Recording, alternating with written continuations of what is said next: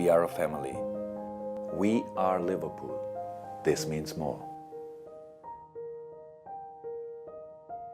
리버풀이 드디어 6번을 데려오기 위해 황급히 움직이고 있습니다. 여름 이적 시장이 시작될 때부터 꾸준히 미뤄왔던 사우스햄튼의 로메오 라비아. 보다 공식적인 오퍼가 생기면 이 선수에 대해 알아보려 했는데 이제 첫 오퍼를 시작으로 며칠 내로 딜을 마무리시킬 것 같아서 곧바로 분석을 하게 되었습니다. 현재 앤더슨은 안필드에서 인터뷰를 하며 공식 이적 발표만 남은 상황이고 제가 영상을 올리는 시점엔 오피셜이 나올 거라 생각합니다. 파비뉴의 경우 이적료 지불 방식으로 인해 약간의 지연이 발생했지만 라비아의 딜이 근접한 만큼 파비뉴의 이적료도 정상적으로 지불되며 그대로 떠날 확률이 높습니다. 느낌상 핸더슨 파비뉴의 이적이 공식적으로 발표되었을 때 라비아 딜을 같이 마무리 짓지 않을까 싶습니다. 그래서 오늘은 로메오 라비아는 대체 어떤 선수인지, 리버풀이 왜 이 선수를 데려오려 하는 것인지, 어떤 방식으로 활용하게 될지 전반적으로 가볍게 살펴보는 시간을 가져보도록 하겠습니다. 라비아가 누군가? 2004년 1월 6일 벨기에 출생의 수비형 미드필더, 키 181cm에 몸무게 75kg입니다. 19살의 어린 선수로 2020년 맨시티에 합류하여 유스 생활 그리고 1군 데뷔까지 한 선수로 꽤나 높은 포텐셜을 지니고 있습니다. 신체 사이즈가 큰 편은 아니며 원볼란치를 소화할 수 있는 타입은 아니지만 넓은 수비 커버 범위와 함께 준수한 패스 능력, 볼키핑, 빌드업, 드리블을 토대로 더블 볼란치에서 활약하는 데 있어 완벽한 6번의 특징을 모두 가지고 있는 선수입니다. 당분간 리버풀이 원볼란치보다 투볼란치를 토대로 전술을 구성하게 될 확률이 매우 높은 만큼 라비아는 아놀드에게 있어 완벽한 파트너가 될 수 있는 모든 조건을 갖추고 있습니다. 간략히 그의 특징들을 살펴보죠. 첫 번째로 대인 수비, 예측 수비, 전반적으로 수비적인 능력이 매우 뛰어난 미드필더다. 두 번째, 탈압박에 능하며 볼키핑의 최대 강점을 지니고 있는 선수다. 세 번째, 준수한 패스 능력을 토대로 볼순환, 빌드업의 장점을 지니고 있는 선수다. 네 번째, 수비 커버 범위가 넓고 좌우 중앙 전 지역에서의 움직임이 가능한 선수다. 다섯 번째, 181cm에 75kg, 공중볼 경합에서 우위를 점하진 못하는 선수다. 여섯 번째, 투볼란치에서 활용될 것으로 보이며 귀한 홈그로운 자원이다. 라비아의 특징에서 유추할 수 있겠지만 정확히 리틀 카이세도라 볼 수 있습니다. 01년생의 카이세도가 당연히 라비아보다 출중한 능력을 갖추고 있지만 이적료와 주급에서 반값 그 이상을 아낄 수 있으며 그와 유사한 특징들을 모조리 갖추고 있다 보니 장기적으로 성장시킬 자신만 있다면 비슷한 스펙의 라비아를 데려오는 편이 훨씬 낫겠죠. 게다가 맨시티 사우스햄튼에서 훈련받으며 당장 홈그로운으로 분류되어 장기적인 차원에서 스쿼드에 포함시키기도 좋습니다. 카이세도는 홈그로운으로 분류가 되지 않음에도 1억 파운드를 요구하고 있는데 라비아가 5천만 파운드라면 아무리 시장 가격이 미쳤다고 한들 카이세도보다는 라비아에게 손을 뻗는 게 더 좋을 수 있죠. 이제 그의 대표적인 특징을 살펴보죠. 라비아의 이적료는 잠시 잊어버리고 단순히 이 선수의 잠재력과 현재 실력만 두고 본다면 리버풀이 데려오지 않더라도 머지않아 빅클럽으로의 이적이 가능한 선수입니다. 장단점부터 다시 얘기해보면 첫 번째, 간간히 슈팅, 키패스를 만들어내지만 공격적인 옵션을 크게 기대하지 말고 6번 수비형 미드필더에 집중해라. 두 번째, 킥력을 장점으로 분류할 수는 없지만 패스 능력은 매우 준수한 선수다. 세 번째, 04년생의 미드필더임에도 이미 빌드업, 볼 순환 이해도가 매우 높은 선수다. 네 번째, 볼 간수 능력, 소유권 회복 능력, 드리블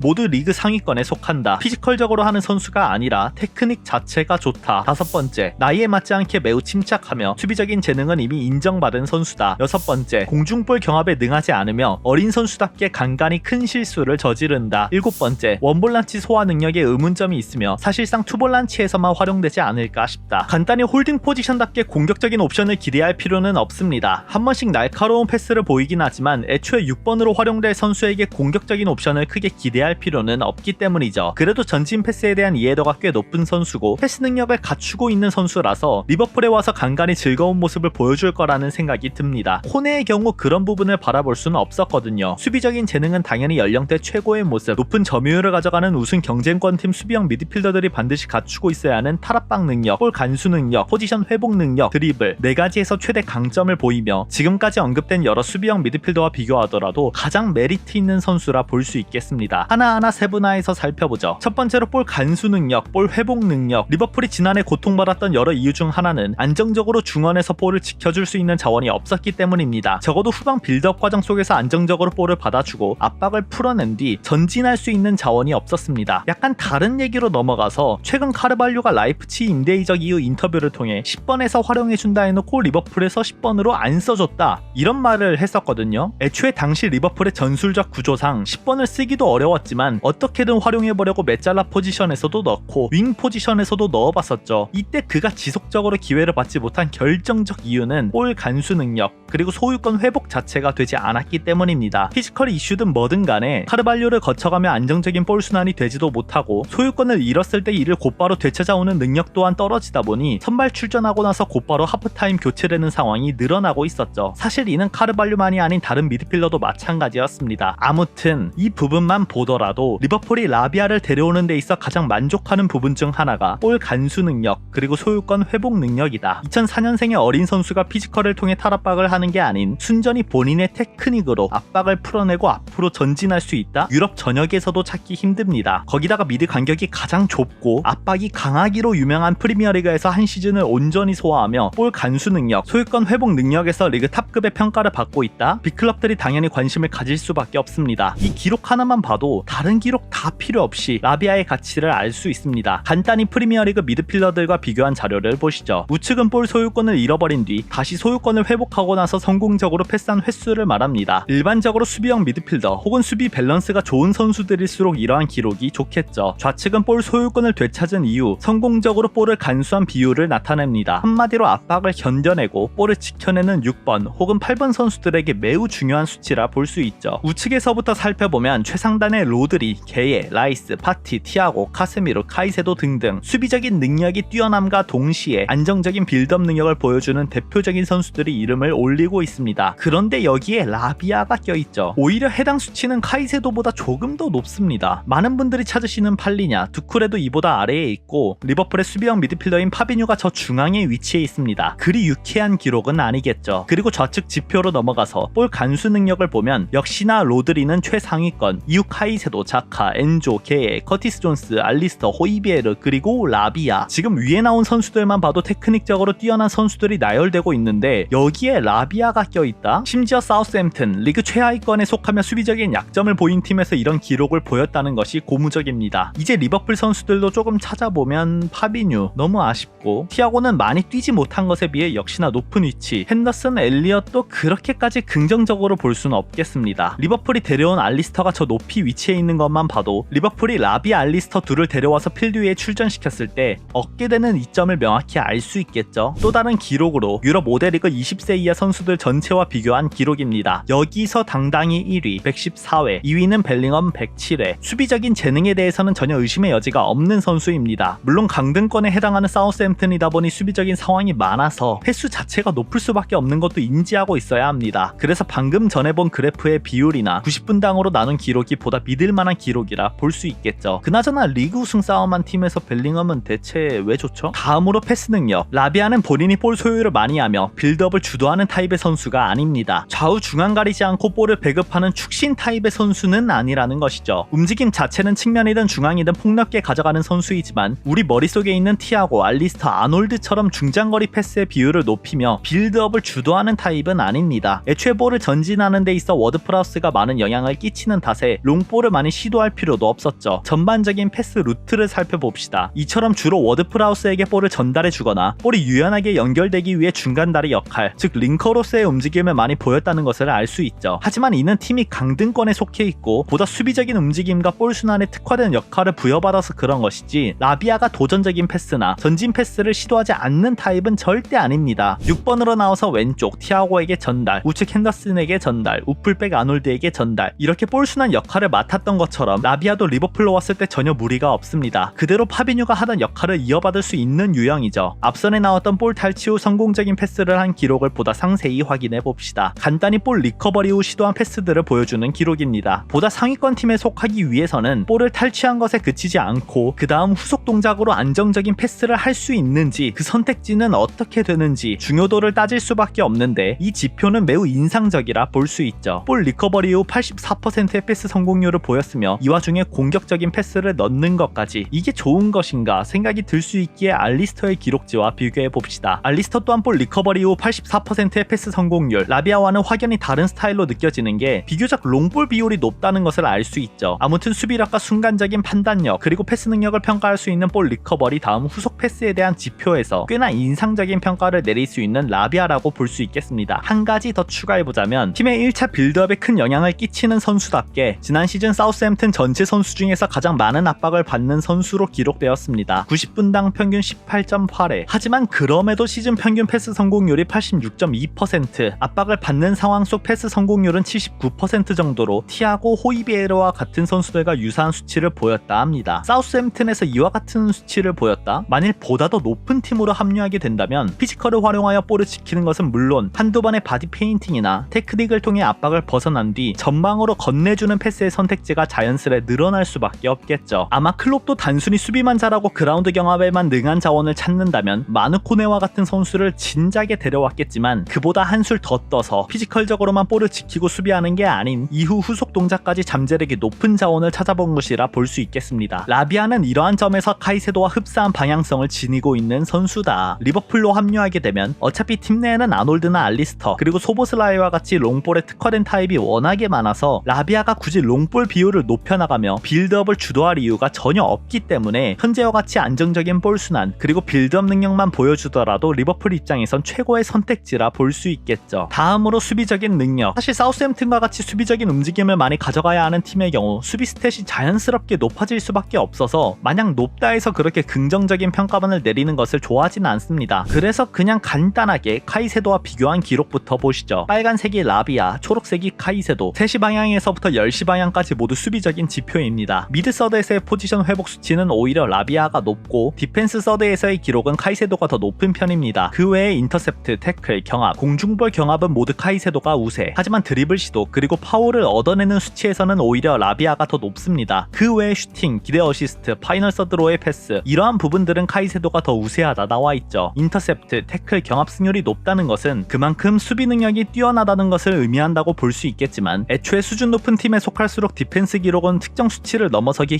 힘들어집니다. 그래서 가볍게 이 정도의 능력을 지니고 있구나 생각하시는 편이 좋습니다. 추가로 볼 리커버리 능력도 함께 보시죠. 전반적으로 디펜스 서드에만 치우쳐져 있는 것은 아니다. 폭넓은 수비 범위를 보여줄 수 있는 선수라는 것만 인지하시면 됩니다. 사실 이와 같은 기록이 참으로 무색하다 느끼는 게 파비뉴의 기록을 가져오면 알 수 있습니다. 21-22 시즌 기록이 38경기 기준인지 아니면 22-23 시즌 기록과 같이 리그 10경기 안팎의 기록을 가져온 것인지는 모르겠지만 저렇게 좋은 수치를 보였던 선수도 한순간에 대폭 하락할 수 있습니다. 수비형 미드필더의 역량 또한 결국 팀적인 수비가 되어야만 활약이 돋보일 수 있는 것이지 단독으로 수비적인 지표가 좋게 나올 수는 없는 것이니까요. 수비 범위도 비슷합니다. 라비아의 지난 시즌 수비 범위를 보시면 대략적으로 꽤나 넓고 고루 분포되어 있구나 이렇게 생각하시면 됩니다. 실제로 파비뉴의 최전성기라 볼 수 있는 19-20 시즌, 21-22 시즌 수비 범위도 이와 같이 정말 넓거든요. 리그 우승 시즌에도 말도 안 되는 수준이었습니다. 21-22 시즌에서도 마찬가지로 좋은 모습이었지만 지난 시즌 대폭 감소, 파비뉴의 온전한 퍼포먼스 저하라고도 볼 수 있겠지만 한편으로는 이미 동료들의 수비력이 무너진 탓에 더 저조한 기록을 보인 것도 있다. 그러니 가볍게 넘어가시는 편이 좋습니다. 인터셉트 태클 기록도 수치로만 비교해버리면 라비아, 파비뉴, 카이세도, 파비뉴나 라비아나 다를 거 없이 비슷합니다. 카이세도와는 확실한 차이를 보이고 있죠. 인게임적인 분석을 이 영상에서 넣지는 않기 때문에 수비적인 스탯은 대략적인 비교로 보시며 전에 볼 간수 능력에서 언급한 부분을 더 강조해서 보시면 될 듯합니다. 사실상 그 부분이 수비적인 능력을 다 말해주는 것이기 때문이죠. 마지막으로 그 외적인 부분, 이제 고작 한 시즌 풀타임을 소화한 선수지만 얘기할 내용이 이와 같이 많습니다. 탈압박을 하고 볼을 전진하는 강점을 빠뜨렸는데 이는 딱 이 그래프 하나만 보시면 됩니다. 지난 시즌 프리미어리그 전체 미드필더와 비교한 그래프입니다. 우측은 60번의 터치당 볼 운반 횟수, 좌측은 60번의 터치 동안 볼 소유권을 잃는 횟수. 우선 여기 표기된 대로 공격적인 볼 운반을 하지만 볼 소유권을 적게 내주는 타입이 모두 들어와 있습니다. 이처럼 수치적으로 봤을 때 몇몇은 지나치게 고평가되거나 저평가되는 경우가 있긴 합니다. 파비뉴는 터치당 볼 소유권을 잃는 횟수가 가장 낮은 선수 중 하나지만 애초에 볼을 소유하기도 전에 포지셔닝 문제 혹은 디펜스적인 문제로 비판을 받았으니 마냥 좋게 볼 수는 없겠죠. 그 외에도 여러 선수들이 있긴 합니다. 아무튼 라비아는 6번 선수 중에서도 가장 적극적으로 볼 운반을 할 수 있는 유형이다. 드리블을 통해 볼 운반에 능하다는 것만 가져가시면 됩니다. 하지만 다른 6번 자원에 비해 볼 소유권을 잃는 경우가 조금 많다는 건 확실히 어린 선수라서 경험이 부족하다는 것을 의미한다. 이렇게 해석할 수 있겠습니다. 리버풀이 노리던 두쿨에도 적이 보이고 팔리냐도 압도적인 수비 스탯을 보이지만 볼 운반에는 능하지 않으며 소유권을 꽤나 많이 잃는다고 볼 수 있겠죠. 이번 여름 리버풀의 여름 이적 시장 대표적인 키워드는 뽀른반, 전진 이렇게 보시면 될 듯합니다. 대부분 짙은 링크가 난 선수들 모두 뽀른반 능력이 뛰어난 편에 속했죠. 이 외에도 라비아와 관련해서 다른 내용도 많지만 영입 확정이 나면 인게임 내에서의 움직임과 함께 분석해 보도록 하겠습니다. 너무 내용이 길어졌네요. 마지막으로 왜 이렇게 비쌀까? 여름 이적 시장 초반부터 라비아, 리버풀 간의 개인 협상은 이미 완료되었다고 계속해서 언급되었지만 리버풀이 그를 데려오는 데 있어 머뭇거린 결정적인 이유는 이적료였습니다. 사우스햄튼이 고수하고 있는 금액은 5천만 파운드. 이제 리그 처음으로 풀타임을 소화한 04년생의 수비형 미드필더에게 측정된 몸값이 800억. 아무리 내 돈이 아니고 구단이 지불하는 것임에도 19살의 수비형 미드필더 한 명을 데려오는데 800억? 너무 비싸게 느껴집니다. 실제로 비싼 거 맞습니다. 참고로 프랑스 리그, 챔피언스 리그에서 몇 년간 대활약한 파비뉴를 데려오는데 650억가량 들었습니다. 적어도 800억 언저리의 금액은 분데스리가, 리그앙, 세리에, 리그 베스트급 활약을 해야 받을 수 있는 규모라서 리버풀 입장에서 그를 데려오는데 부담스러울 수밖에 없었죠. 하지만 홀딩을 볼 수 있는 파비뉴 핸더슨을 모조리 팔아버리는 현 상황에서 리버풀이 머뭇거릴 수는 없다 보니 파비뉴의 대체 자원으로 키우려 생각했던 라비아를 당장 즉시 전력감으로 활용해야 하는 상황입니다. 비싸다고요? 그럼 대체 왜 라비아의 몸값이 이렇게도 높을까? 리버풀 기준에서 먼저 살펴보면 첫 번째, 파비뉴까지 매각하며 홀딩 포지션이 비는 것을 이미 언론에 노출했다. 두 번째, 리버풀은 현재 의뢰 상황으로 당장 구단에서 판매 계획이 없는 선수를 데려오려면 천문학적인 금액이 필요하다. 세 번째, 크리스탈 팰리스는 두쿨의 몸값으로 7천만 파운드를 요구했다. 네 번째, 아무리 마음에 드는 선수가 있다 하더라도 시즌 준비 과정 속 데려오려면 장기전은 확정적이다. 다섯 번째, 첼시는 카이세도 딜이 복잡해지면 곧바로 라비아 딜에 참여할 것이 분명하다. 파비뉴 4천만 파운드, 핸더슨 1200만 파운드, 꽤나 많은 돈이 생겼다고 한들 미리 6번 선수를 점 찍어두고 거래를 해둔 상황이 아니라서 홀딩 포지션에서의 약점이 명확하다는 것을 알고 있는 구단들은 리버풀과의 거래를 장기전으로 이어가며 최대한 많은 이적료를 받으려 할 수밖에 없습니다. 그러니 리버풀이 금액적인 여유가 생겼다고 한들 직전감을 데려오는 것은 쉬운 게 아니죠. 직전감은 6번, 8번 병행 가능한 타입으로 찾더라도 당장 장기적인 차원에서의 6번 자원도 없다 보니 첼시가 참여하기 전에 빠르게 딜을 마무리 짓고자 하는 것이죠. 그럼 왜 사우스햄튼은 이렇게 비싸게 파는 것일까? 첫 번째, 맨시티는 사우스햄튼으로 라비아를 판매하는 과정 속 바이백, 세론 조항을 걸어둔 상황이다. 2024년에 발동이 가능하며 650억, 20%의 세론이 붙어있다. 두 번째, 사우스햄튼 입장에서 2023년에 라비아를 판매할 거라면 적어도 650억 이상에 파는 것은 당연하고 세론 금액까지도 감안해야 한다. 세 번째, 홈그로운 자원이라서 부르는 게 값이다. 혹여라도 2024년 맨시티가 바이백 조항을 발동시키지 않을 수도 있다는 것 때문에 사우스햄튼도 마냥 기다리면서 라비아 딜을 장기적으로 가져갈 수는 없습니다. 사우스햄튼 입장에서 첼시가 카이세도를 데려오고 리버풀이 다른 선수를 데려오게 되면 이후 챔피언십에서 라비아의 퍼포먼스가 떨어지고 맨시티마저도 새로운 선수를 데려와서 바이백을 발동시키지 않았을 경우 그들이 겪게 되는 금액적인 문제도 크기 때문이죠. 따라서 사우스햄튼은 맨시티의 바이백 발동 금액을 맞추기 위해서는 세론 20%를 포함한 5천만 파운드를 고수하고 있는 것입니다. 어차피 내년에 팔릴 거라면 지금 팔고 당장의 스쿼드 보강이 훨씬 좋으니까요. 현재 로마노에 의하면 1차 3,700만 파운드 비드는 거절당하고 2차로 4,500만 파운드의 비드를 준비하고 있다 합니다. 선수도 리버풀에 긍정적이고 이미 준비를 하고 있는 터라 사우스햄튼과 금액적인 조율만 잘한다면 조만간 라비아는 리버풀로 합류하게 될 확률이 매우 높습니다. 전반적으로 내용이 너무 길어졌지만 그만큼 훌륭한 선수입니다. 이미 빅클럽에서 뛸 만한 잠재력을 지니고 있으며 이적료가 좀 높아도 홈그로운까지 감안하면 그냥 지르는 게 맞다. 영입 확정이 나오면 한 번 더 다뤄보도록 하겠습니다. 그럼